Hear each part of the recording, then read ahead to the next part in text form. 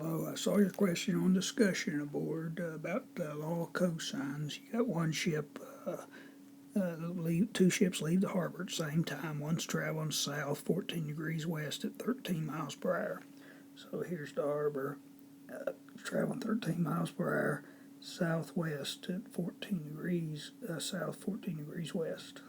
So that angle's 14 degrees. Now here'd be south and here'd be west.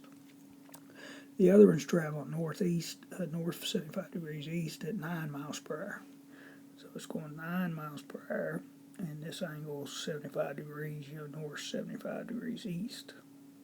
They're traveling for 3 hours. After 3 hours, how far apart are they? So I redraw the picture. If you travel 9 miles per hour for 3 hours, that's 27 miles. You just multiply, and here you multiply, you get 39. So this leg's going to be 39, this leg's going to be 27.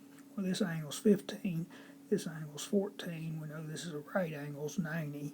And so this angle theta, I called it as 15 plus 14 plus 90, 119 degrees. We want to find the longest side. I called it C, and I called these A and B. Here's the all cosines, and so C, be one leg squared plus the other leg squared minus 2 times the legs times the cosine of 119, square root of the whole thing, and we get that answer there. Hope it helps.